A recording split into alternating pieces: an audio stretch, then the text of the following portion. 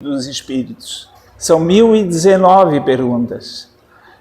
Aquilo que eles foram concordantes, ele colocou no Livro dos Espíritos. Então imagina você falando sobre um assunto com uma série de sábios e todos eles dando uma mesma resposta. Quer dizer, é uma coisa que passou por um critério bastante rigoroso. Mas vamos começar com a questão 940.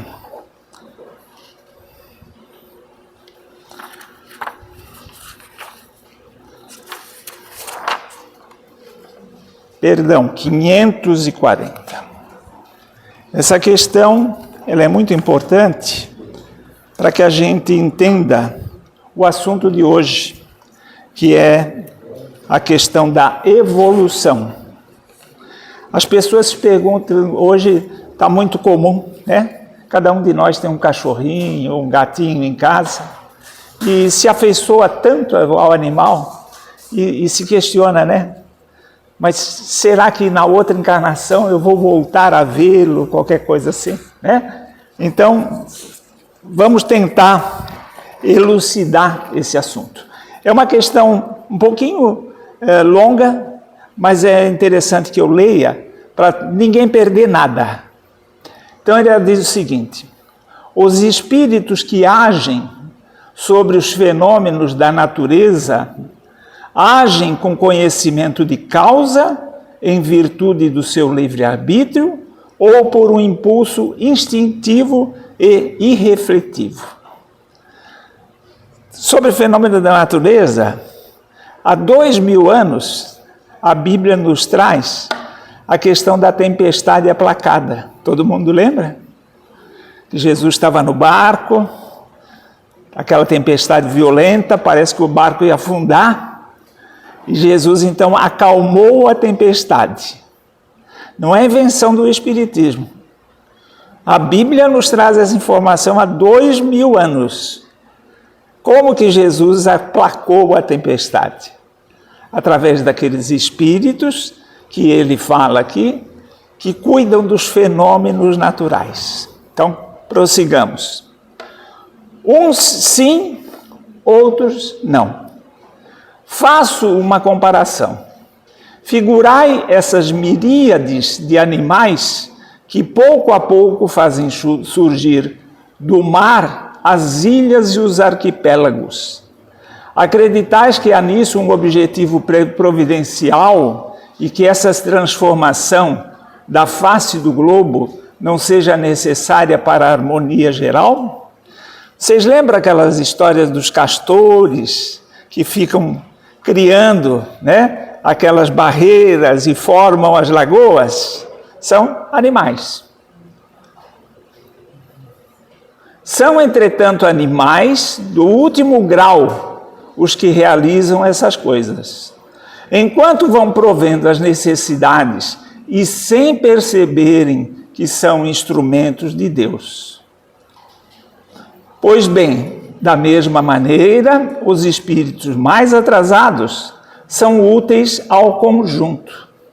Enquanto eles ensaiam para a vida e antes de terem plena consciência de seus atos e de seu livre-arbítrio, agem sobre certos fenômenos de que são agentes sem o saberem. Primeiro executam, mais tarde, quando sua inteligência estiver desenvolvida, comandarão e dirigirão as coisas do mundo material. Mais tarde ainda, poderão dirigir as coisas do mundo moral. É assim que tudo serve, tudo se encadeia na natureza. Prestem atenção agora. Desde o átomo primitivo até o arcanjo, pois ele mesmo começou pelo átomo, admirável lei de harmonia de que vosso espírito, limitado, ainda não pode abranger o conjunto. Nada existe que seja inútil. Tudo se encadeia na natureza, do átomo ao arcanjo. O espírito mais perfeito. Então, tudo tem uma finalidade. Os animais, com eles se inicia um processo que a gente chama do princípio espiritual. Esse princípio espiritual, vocês olham para o cachorrinho, não parece que ele está conversando com vocês? Você faz um carinho, a reação dele. Esse é o princípio espiritual, não é um espírito ainda. O princípio espiritual, ele ainda não tem a responsabilidade, porque ele não tem a razão, a capacidade de julgar. Então ele é o princípio a que Deus vai se utilizar para a criação do espírito. Ficou claro isso?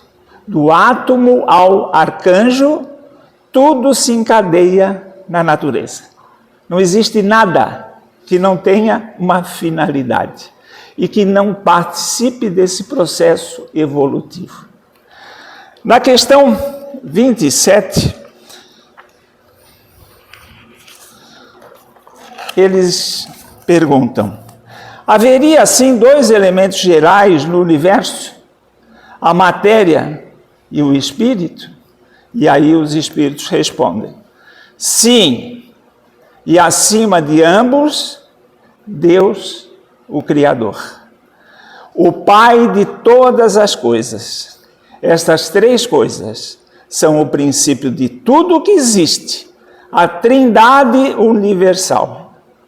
Mas ao elemento material é necessário juntar o fluido universal, que exerce o papel de intermediário entre o espírito e a matéria, propriamente dita, demasiada grosseira para que o espírito possa exercer alguma ação sobre ela, embora, de certo ponto de vista, se pudesse considerá-lo como elemento material.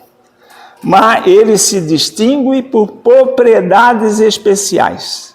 Se fosse simplesmente matéria, não haveria razão para que o espírito também não o fosse.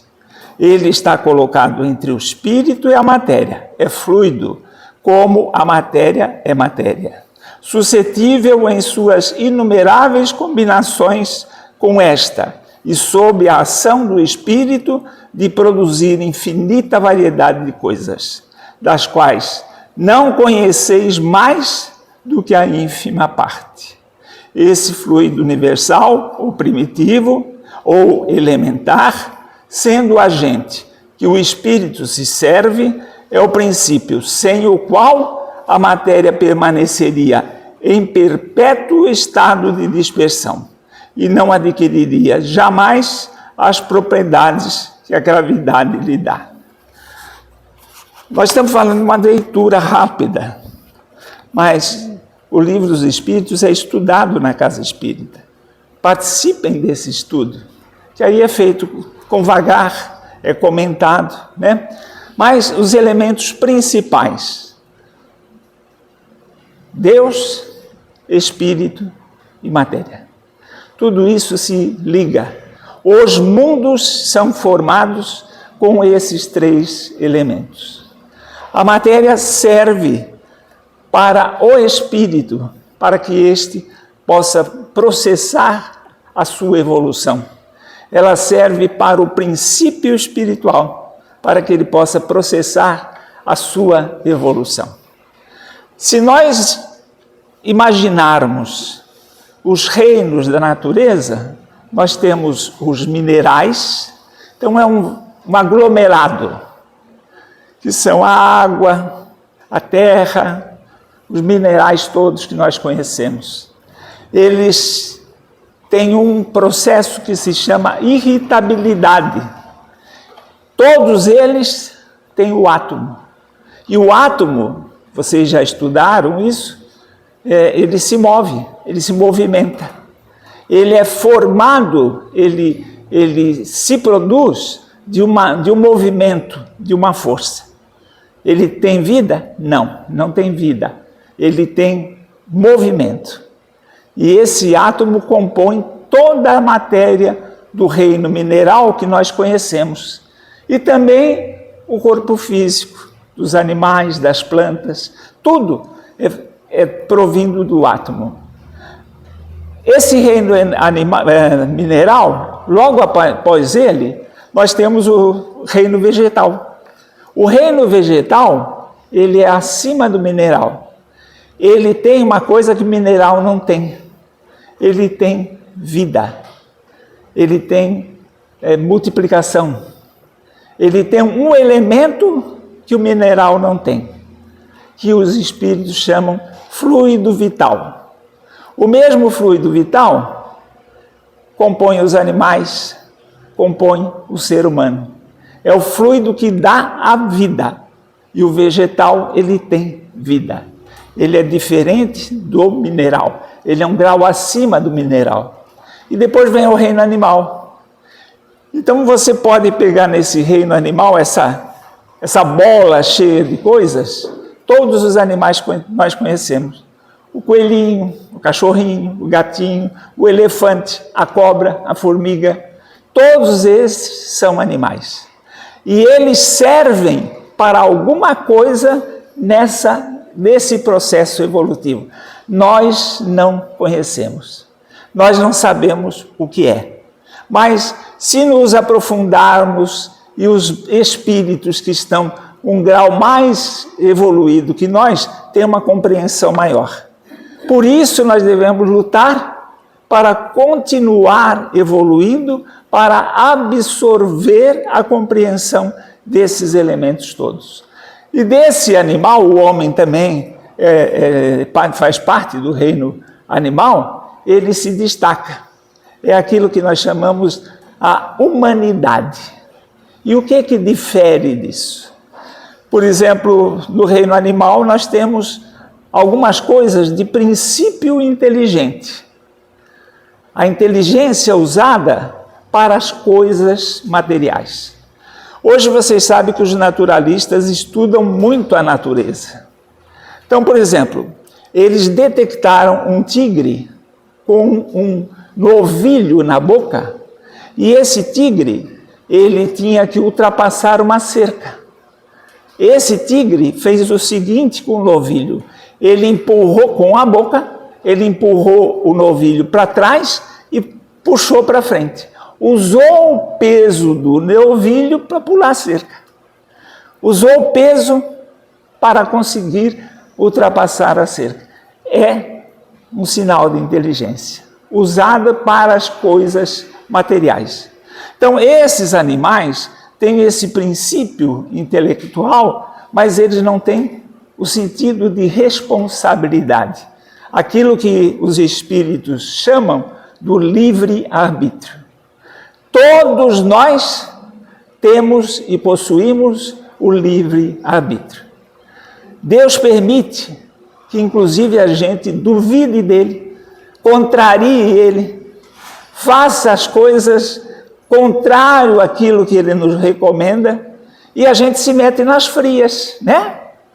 Agora eu lhe pergunto, quem nós conhecemos que está de cabeça nesse mundo do crime? Todo mundo já ouviu do Elias Maluco, do Escadinha. Segundo a teoria da igreja, esses espíritos iriam para o inferno. A teoria espírita não manda ninguém para o inferno. Esse espírito, ele está temporariamente em erro, mas ele vai se recuperar. Nós podemos usar o nosso livre-arbítrio, podemos fazer as besteiras que fizermos. Nós arcaremos com a responsabilidade sobre isso que nós fazemos. Esse é o preço da evolução. Ninguém vai para o inferno, mas em compensação, o que a gente cansa de ver? A gente olha certas figuras no nosso ambiente que a gente diz assim: meu Deus, como é que Deus permite que uma criatura sofra tanto? A gente se penaliza. Mas nós não conhecemos o passado daquelas criaturas. Em compensação, nós temos criaturas também. Quem é que já ouviu falar do Nick Fujimiki? Ele não tem os braços, não tem as pernas. Alguém já viu isso? É de um país europeu, não lembro se é Escandinávia ou Noruega. Ele não tem os braços e não tem as pernas. É um toco. E esse cara, ele faz palestra motivacional para jovens. Para que esses jovens abandonem a droga. Imagina um espírito com essas limitações, ele teria tudo para lastimar, para blasfemar contra Deus. Por que que eu não tenho braço, não tenho perna, e essa turma aí com braço, com perna, se afundando nas drogas? Mas por que que eles não é revoltado assim? Porque é um espírito evoluído, que topou vir nessa condição para dar o testemunho. Deu para entender? A coisa é muito racional, muito lógica, muito objetiva. Então, esses espíritos em que você percebe que não existe a revolta em função das limitações materiais que o seu corpo tem, denotam exatamente isso, a evolução, a compreensão. São espíritos que vieram exatamente com essa finalidade, sensibilizar aquelas pessoas que têm tudo e reclamam de Deus, reclamam da providência. E esse espírito faz, esse cidadão, ele faz um trabalho maravilhoso. Não está no gibi o número de jovens que abandonam as drogas em função desse exemplo. São espíritos que já compreenderam, que já entenderam esse processo e se condicionaram a vir nessa condição para dar o exemplo, para servir como missionários junto à humanidade. Esse é um processo evolutivo. Nós, como espíritos, partimos do simples e ignorante, como fomos criados. A doutrina espírita é muito clara, o espírito foi criado simples e ignorante, totalmente sem nenhum recurso intelectual. Ele começa a desenvolver nas primeiras encarnações no período de humanidade. Esse preparo vem lá de trás. Então aquele cachorrinho que todo mundo tem, que todo mundo gosta, ele é do mundo animal ainda. Ele não chegou no nível hominal. Nós estamos ultravalorizando um princípio espiritual que na cadeia está num estágio bastante inferior ainda, precisa progredir muito para chegar lá, e nós estamos abandonando seres que já são espíritos em orfanatos, em creches. Então, nós como espíritos racionais, precisamos dimensionar melhor isso que a gente faz. Sem sombra de dúvida, o cachorrinho, ele nos agrada muito, é legal. Eu nunca vi cachorrinho xingando dono nenhum. Ele abana a colinha, ele apanha, abana a colinha, está sempre. Eu lhe pergunto, o que é que o identifica tanto com esse animal? É o fato dele não reclamar quando você está bravo? É o fato de você se sentir bem, porque nele você pode mandar, pode fazer o que quer? Por que você não pensa um pouco? Se você está gastando tanto com esse elemento que ainda está em estágios anteriores, por que você não gasta numa adoção? Existe tanta criança que teria condições de ser amparada, ser conduzida, espíritos que nós poderíamos conduzir para graus mais elevados, porque esses animais nos satisfazem. Esses animais fazem com que nós se sintamos bem. Porque é aquele bichinho que não reclama de nada. Ele nos atura do jeito que a gente quiser. Então nós precisamos raciocinar mais, no sentido de aplicar a nossa energia naquilo que está mais perto de produzir resultado. Se não houvesse ser humano ainda com a necessidade de amparo, tudo bem. Mas não faz sentido o ser humano gastar energia, gastar valores que podiam ser aplicados para o ser humano, porque encontra naquilo alguma coisa que satisfaz o seu ego, que o ajuda, né, naquilo que talvez ele tenha como um capricho. Mas todos os seres na natureza, do átomo ao arcanjo, se relacionam. O princípio espiritual, nós não sabemos, é uma coisa que você procura pensar. O princípio espiritual do elefante, da formiga, qual é o mais? O que nós encontramos na formiga? O que ela desenvolve? A disciplina do trabalho, né? A formiga, ela fica aquele tempo todo levando. Então, nós precisamos refletir mais sobre esses reinos. O que eles desenvolvem? O que é marcante naquele reino? O que é marcante naquele tipo de animal? Por exemplo, o coelhinho é tão meigo, né? Às vezes o cachorrinho é tão brabo. Eu tenho um cachorrinho lá da minha filha, aquele cachorro só me faz passar vergonha. Ele é queridinho todo, mas ele é um shih tzu. O danado é brabo. Eu estou no elevador com ele, meus vizinhos lá, gente amiga, ele quer estraçalhar. É desse tamanho aqui. Mas eu nunca vi bicho tão bravo. E ele, às vezes, se você segura, ele morde você. E o coelhinho é tão manso, né? Mas porque a gente não tem o hábito de criar coelho. Então vamos repensar isso. Como que eu posso reaplicar as minhas energias? Como que eu posso, com aqueles recursos que eu tenho, amparar um ser que já está mais avançado nesse processo evolutivo? Porque o processo evolutivo é perfeito.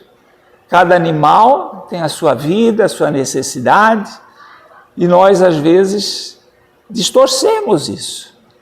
Eu vejo aquela mulherada dando ração para os gatos lá na agronomia, e outro dia até brinquei e me xingaram.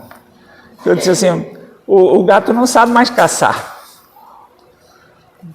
Recebe comida na boca, ele não precisa mais caçar. Então nós estamos, de certa forma, distorcendo a evolução natural das coisas. E a natureza é perfeita. Ela não faz nada de errado.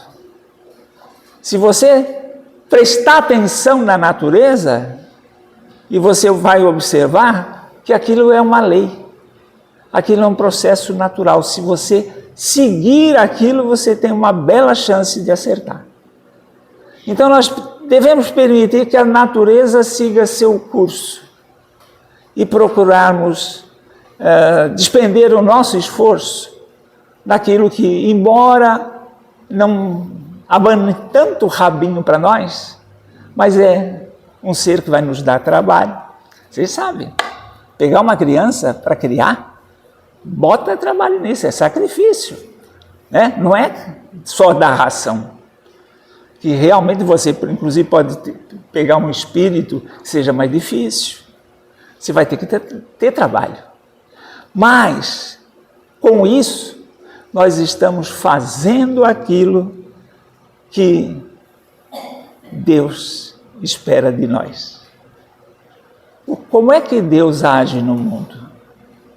A doutrina espírita é muito clara com relação a isso.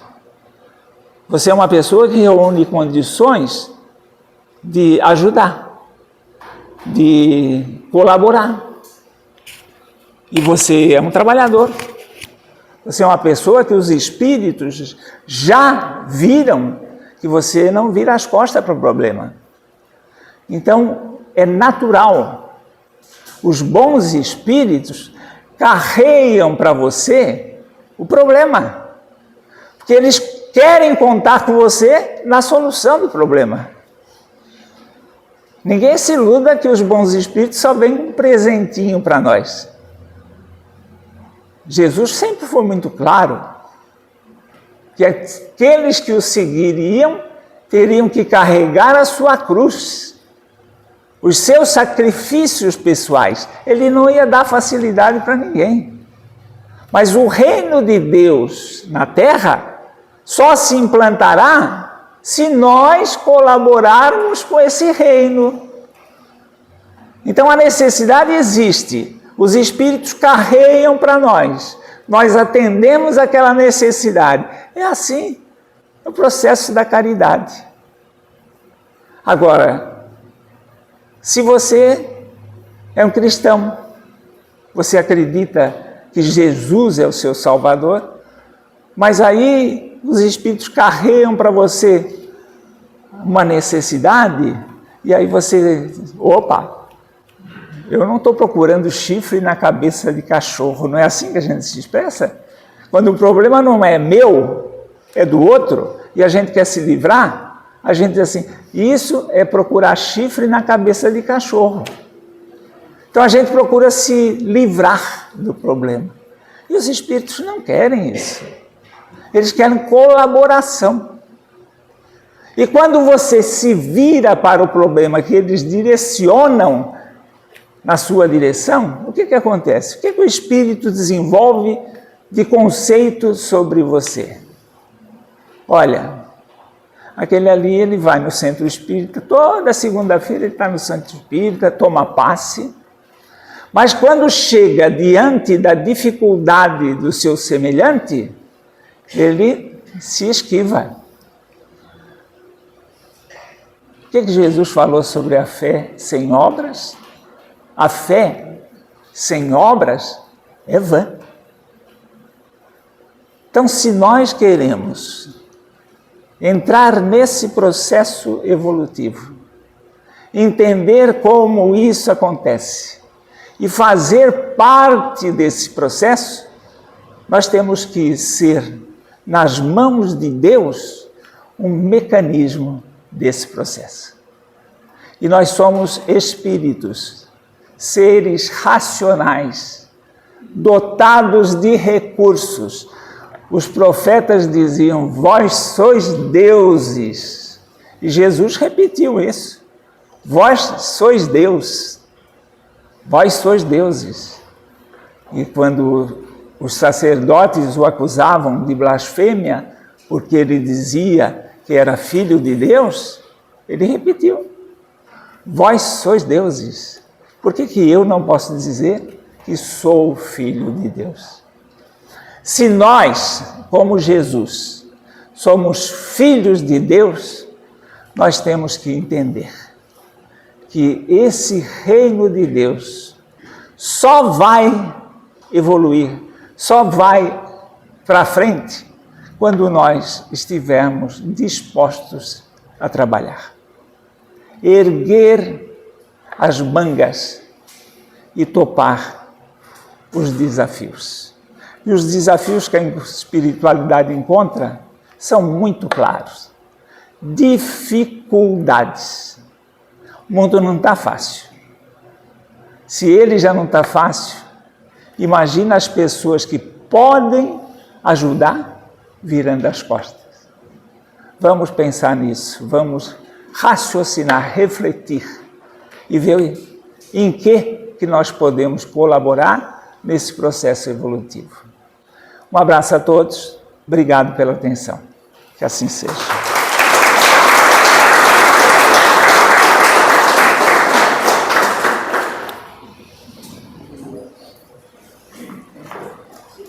Obrigado, querida.